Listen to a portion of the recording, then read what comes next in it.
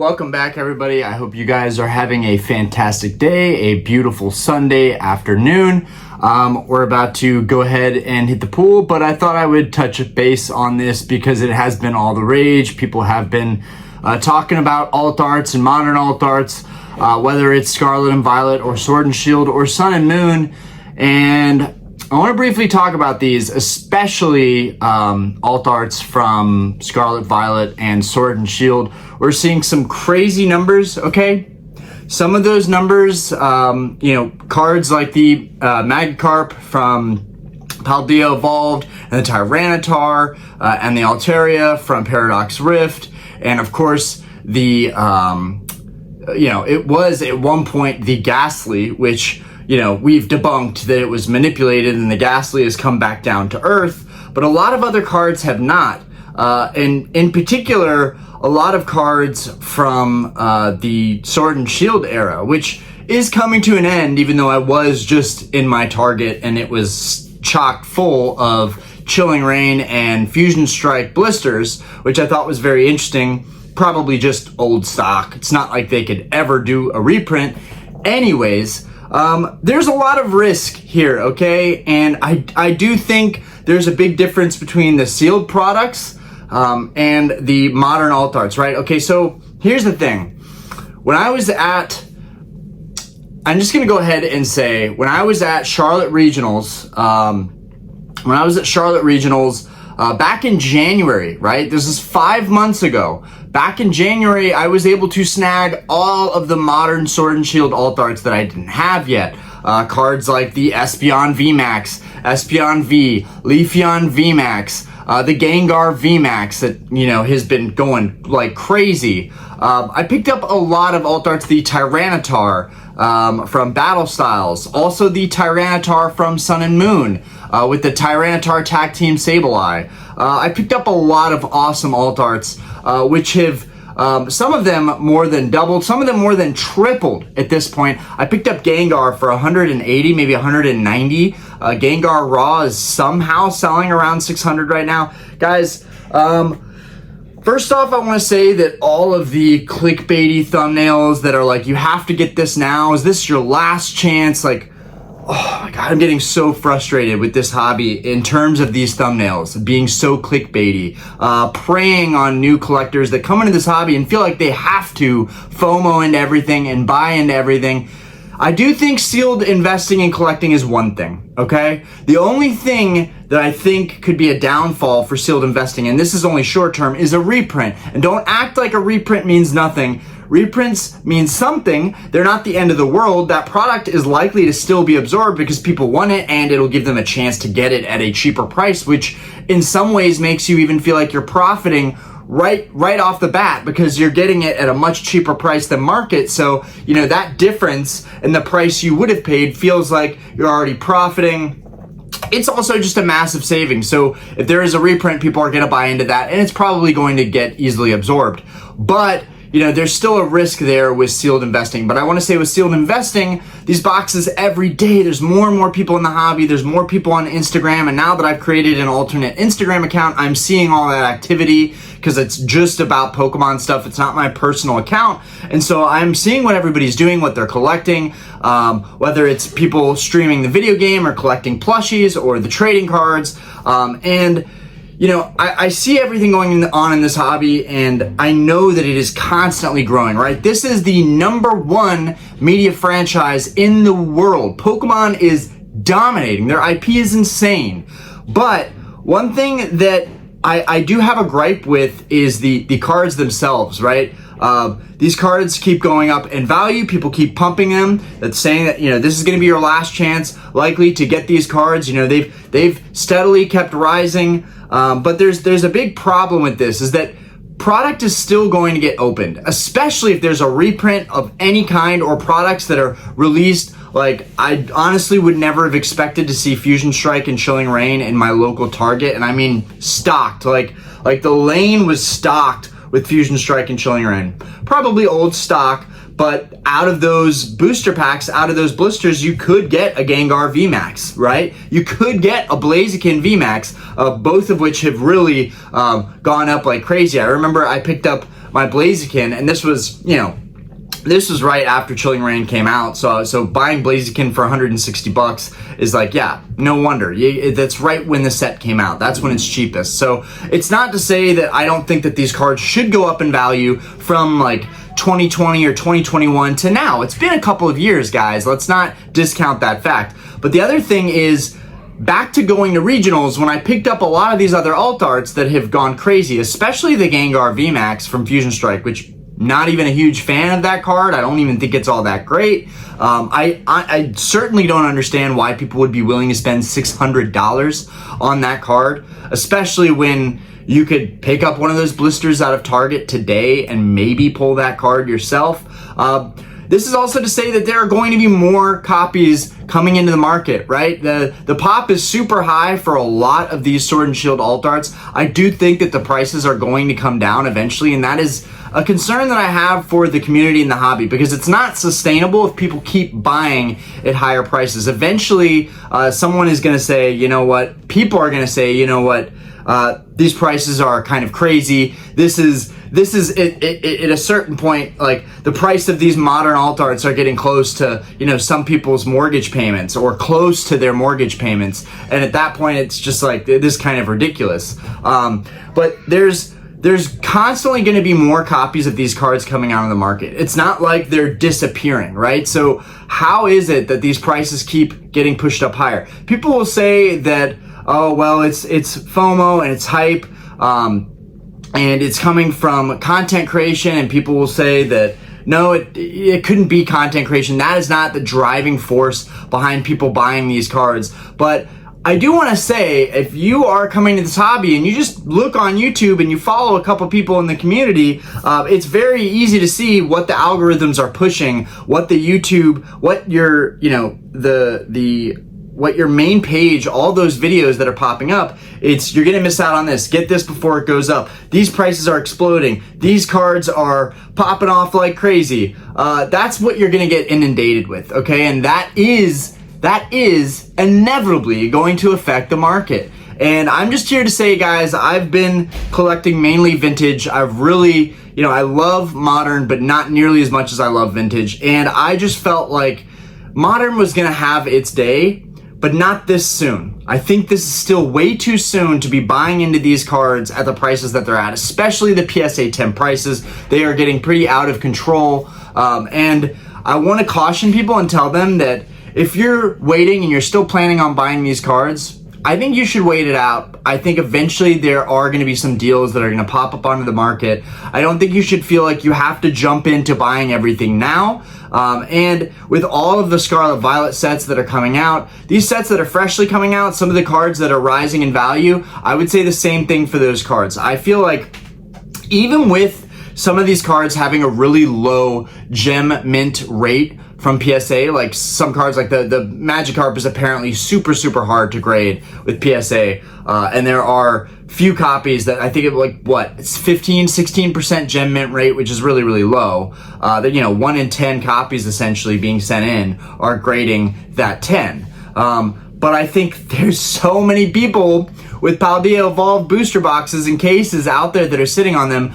When those cases get open, when more stuff get open, and somebody left a comment, I think it was a little confusing how they worded it, but I think I know what they were saying. They were saying that when all of this excess product that people are sitting on, if they either fall out of the hobby or they decide to make content creation, or they want to do streaming, or they want to do whatnot, or they're going to do pack openings on TikTok or Instagram, whatever, when they decide to start opening all these other products, there's more cards that are going to flood onto the market, okay? And there's going to be more cards that are graded, and there's going to be more PSA 10s that are going to be graded, and there's going to be more Gengars, and there's going to be more Umbreons, and there's going to be more Blazikens. There are going to be more of these cards. One card that I've been watching in particular is the Blaziken, the PSA 10 Blaziken VMAX from Chilling Reign. It's one of my all-time favorite cards from Sword and Shield. I love it. I love the colors. I love, it's kind of got a rainbow colored effect. There's all these colors working at once, and I grew up playing Hoenn. I didn't play,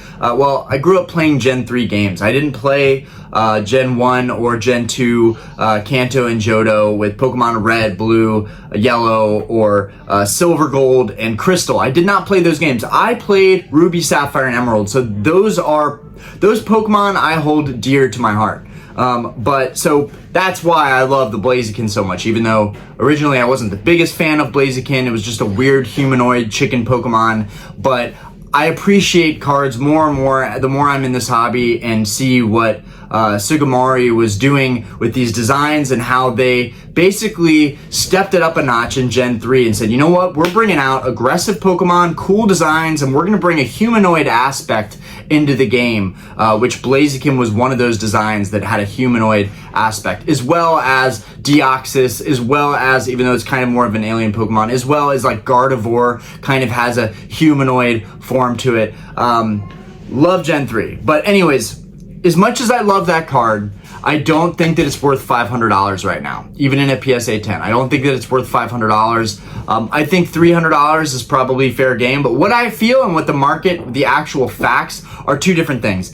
I'm just here to say that I'm getting really, really annoyed and upset with the thumbnails that I see, and it's all part of the game. It's all part of the grind. That's how you get views. That's how you get traction. That's how you get clicks. And I understand it, and I have a respect for, even if I don't fully appreciate the content that's being made, I respect all of you, anybody out there as content creators. I respect it because I know that it is a grind to do this, to make YouTube videos consistently, especially if you have a family, a full-time job, you're doing other stuff in the hobby, you're doing card sales, you're doing vending, you're streaming on other platforms like Whatnot, TikTok. I have a lot of respect. Content creation can be draining, and my hat's off to you guys for making all the content that you do, all the creators out there. But just think about the thumbnails that you put out there that immediately draw people in. People are assuming when they see these videos that, like, oh man, everything is going crazy, I better get in now or I'm gonna get left behind. But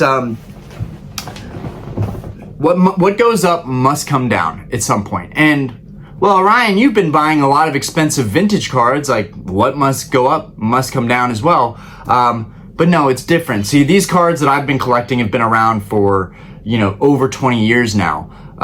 They've, for the most part, become cemented at their value and have been steadily rising. Nothing crazy, no big crazy growth like the Modern that we're seeing today. And that's one thing that has been touted about Modern that I agree with wholeheartedly, that Modern is where the growth is.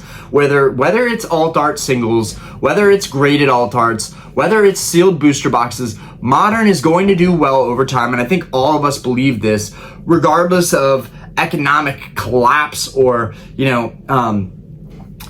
people falling out of the hobby and things becoming cyclical, life events. People are constantly going to come and go in this hobby, but I think overall things are going to do very well in the long run. I'm not arguing with that at all, but I do think right now people need to be really, really careful with the cards they're buying, because I think, we're at a all-time high right now in prices. Again, back to regionals in January. It's only been 5 months. In 5 months, these cards have doubled, tripled. This is not sustainable, guys. In any market, even when you're traditionally investing, it's not sustainable. Now, comparing to the stock market is always a tough one, right? It's something that you probably shouldn't do in this hobby, but, I think people do it all the time. And there are plenty of stocks that have gone from 100,000 in the last 10 years to having a net worth of $1 million. Okay, that's a 10x over 10 years. All right, I fully believe that there are plenty of Modern cards that can 10x in value over 10 years. Like Blaziken, for example, Blaziken VMAX Chilling Reign, for example. Okay, if I bought the card for 160 and it grades, it hits a PSA 10. I fully think that it is understandable and reasonable for that card in 10 years to be like $1,600. I just do. I think that over time, people are going to come back to the hobby. They're going to get nostalgic. They're going to want all of these alt arts they didn't have. And that's a totally different ball game, okay? Tons of years have gone by. Tons of time has gone by for people to have build their incomes and have successful careers, and they're getting out of college and their priorities are changing and they want to relive childhood. I mean, that's the biggest reason that I came back to this hobby, was to relive and recreate a childhood that I didn't have. And I think that's the most beautiful thing about this hobby, is that you can recreate, you know, the childhood that you didn't have or that you wanted to have. And it's not a thing of like, you know, cry me a river, I didn't have certain things as a kid. I had a great life. I had a great childhood. My parents took care of us. They provided the things that we needed. Not necessarily the things that we wanted, but the things that we needed, we always were provided with those. But now as an adult, there are things that I want, and I want to buy those things. So I think down the road, all these Sword and Shield alt arts, all these sealed booster boxes, Scarlet and Violet as well, are going to do really, really well down the road. I think that's inevitable. Especially because this franchise just keeps chugging along. It is continuing to innovate and become more successful, and I love that. This is an incredible hobby to be a part of, and I feel very grateful to have a platform to speak out about it. And it's not like I'm necessarily like policing or feel like, you know, I have to warn people in the hobby so they don't get got. There's a little bit of that, but more so, I just think it's kind of ridiculous making content that, you know, you're gonna take no responsibility for. Guys, can you stop barking? I'm almost done. I'm so close, guys. I'm so close. All right. I do think it's irresponsible to make content and not take responsibility for the impact that it might have, the implications, like that this stuff is taking off and you're gonna get left behind. We have to be really careful about how we word this stuff. I watched a podcast with Pokey Wonder and my friend Jodo Jake. He's dubbed Jodo Jake on Instagram, but really cool guy, made a lot of great points. And one thing that stuck with me is just how we word these things, how we phrase these things, and how it can be detrimental and dangerous to the community. You know, I think a lot of people come in and it's fun to get into this, but they know that there's money involved. And when people think that there's money involved, they make irrational decisions like buying at the peak. And this happens in the stock market all the time. So we have to be careful about the type of content that we're making, insinuating that this stuff is going to the moon. Over a long period of time, totally possible. In the long term, totally possible. But short term, like I said, from regionals to now, it doesn't make sense. To me, it doesn't make sense for the alt arts that I picked up to have doubled, tripled in price from then to now. A couple of months. Doesn't really make much sense to me. I think it's a little bit of everything. I think it's probably a little bit of manipulation. I think it's probably a little bit of the major players that are doing these huge openings, which I could only dream of doing openings like that, where I'm opening booster boxes and booster boxes of sets. I mean, that's the entertainment industry. It's, you know, that's a whole other grind and a whole other hustle. My hat's off to those guys that are killing it in the entertainment portion of, you know, this market and YouTube. And it's fun, you know, honestly, every now and then it's fun to tune in to the big collectors and players that are opening a ton of products or doing big box breaks. It can be a lot of fun. But I do think that has an impact. And then there's the investment side, the channels talking about the updates on card prices and, you know, things on the up and up, and that they continue to rise and continue to appreciate and value.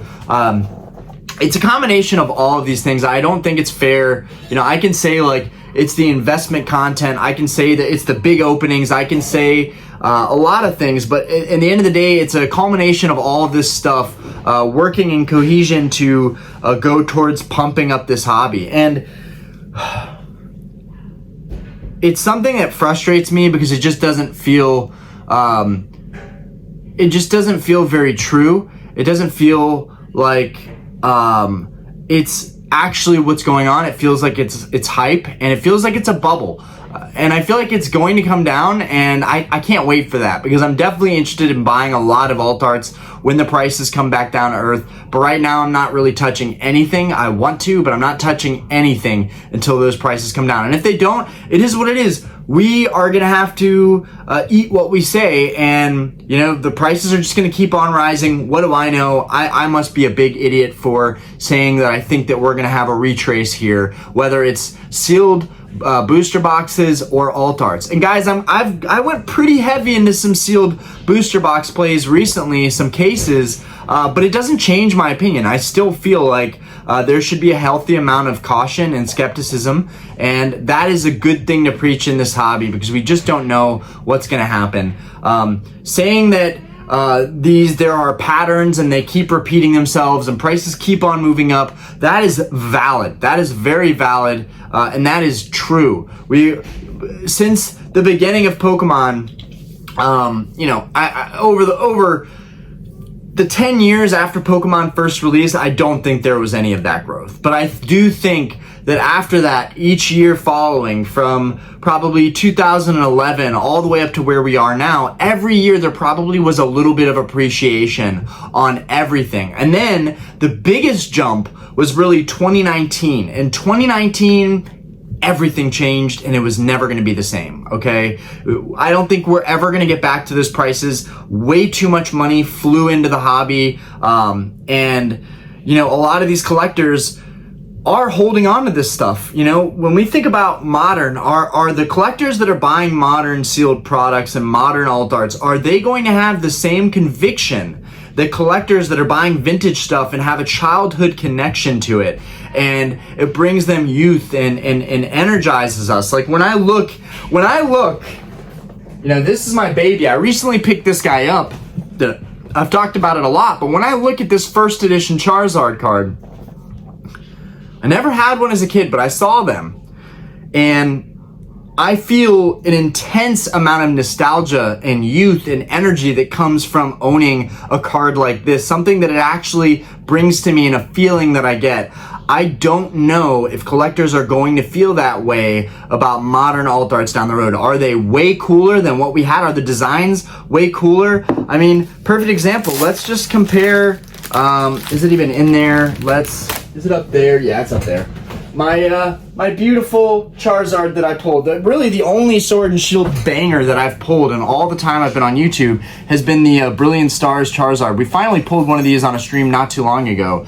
You know, comparing the artworks, it's a no-brainer, okay? The alt arts are taking the cake, okay? They're way cooler. There's way more going on, for sure, than something boring as the design of the first edition base Charizard. It's a very basic card, very boring, as are a lot of the base set cards. But the reason that I collect those cards is, one, I have a high conviction. I am very passionate as a collector, and also these cards give me something, right? Vintage gives me something. And a couple videos ago, I kind of doubted myself, and I said, you know, I think modern is the who's who now. I don't think people are going to be collecting vintage like they were. It's all going to be about modern moving forward, and that's not true. Us vintage collectors are not going anywhere. We're probably going to continue collecting vintage, especially while all eyes are on modern, because I think if it's contrarian, right? If no one is touching vintage, and of course there's tons of people collecting vintage, right? But I do think the mass majority of collectors, especially the ones coming into the hobby, could care less about vintage. But I think right now is a great time to be looking at vintage for that reason, because there's so much attention and focus on modern sets, and there's nothing wrong with that. I mean, it's the newest, most relevant thing. So yes, there should be attention on it. It's obviously what's playable. It's what people are going to play in tournaments and regionals and world championships. We're interested on what is coming out. What is the next big thing? You know, there's this the Glory of Team Rocket set coming, which is going to be absolutely insane, and we're already looking ahead towards that, and that'll release in 2025. I mean, it's always about what's the next thing coming out, but I really feel like it's distracting us from more stable investments or more stable cards in the hobby. these cards are cemented in value, and I don't think they're going anywhere, but I can't say that about modern alt arts. I do think modern alt arts are going to have some kind of retrace here soon.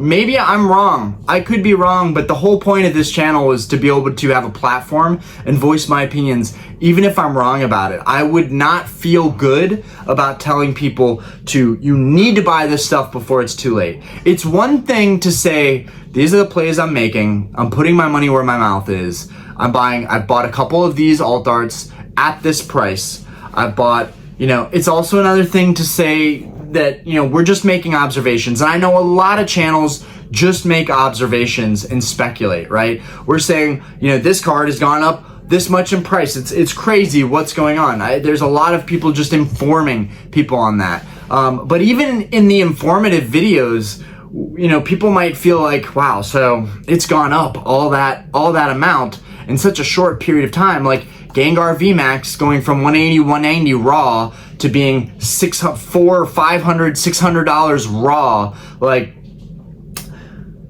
and please correct me if I'm wrong on that, but I know the card has at least doubled in the last couple of months, which just does not seem right or sustainable. And I think people are going to look at that and look at the facts and look at where the numbers have been, and they're going to pile on the bandwagon and keep spending that kind of money. Now, with sealed booster boxes, I do feel like there's a lot less risk because it's finite, okay? It's finite. And eventually the alt arts are gonna become finite, okay? People will stop opening stuff. The population won't rise as fast as it has been, but it's still rising. And there's still plenty of product out there, and it will continue to rise. So I don't think there's any reason why pops won't go up and prices might come down a little bit, and we'll see a retrace, or just people will realize that they have other priorities in life and they will have to shift a little bit to buying other things that they need in life. Anyways, that's kind of my rant. I want you guys to be careful. I want you guys to be careful. And at the same time, if you really, really love these cards and you've got to have them for your binders, you've got to collect them, go for it. But man, even when I was at regionals, even when I was buying the alt arts at regionals, and those cards were priced, I think, right at market or maybe even a little bit higher than like TCG player prices. And even then I was like, oh God, I really don't want to buy these cards for these prices because I know there's so many of them out there. But looking relative to what the prices are today, I feel amazing about the cards that I picked up. Even if they're mainly PSA 9 worthy copies and they're not like PSA 10 perfect centering grade worthy copies, I still feel really good about the price that I got into them a couple months ago. But because of that experience, it makes me look at the prices now and say, like, this isn't sustainable and it doesn't seem legit. It doesn't seem like people are, waking up and going, I'm ready to spend $1,000 on, PSA 10 Giratina, which may be even more than that at this point. Or I'm willing to spend $2,000 on a PSA 10 Umbreon, or maybe it's less than that. But a lot of these cards have just risen like crazy. And again, maybe it's just modern is taking over, and that's the reality. And some of us are gonna have to accept that, and some of us are gonna have to accept that maybe we missed the boat. I wouldn't really put myself in that category because I feel like I've gotten all the alt arts that I wanted raw.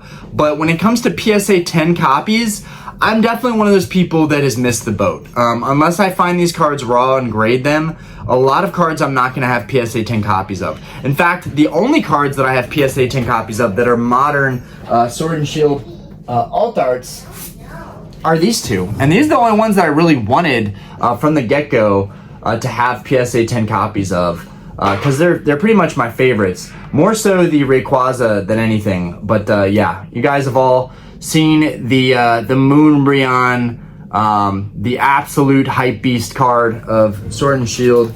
And these cards are awesome, but they to me, it's not worth the kind of money that they're fetching right now. There's so much you could do with that money. There's so many other plays that you could make. Anyways, just something to think about. Just my rant, not trying to deter anybody from collecting modern products, but just be careful out there, guys, and let me know what you think about the whole alt art boom and sealed booster box investing. You know, is there a chance that we think that maybe there's going to be a big reprint coming for any of these sets, or are we completely done with the idea of reprints at this point? I don't know.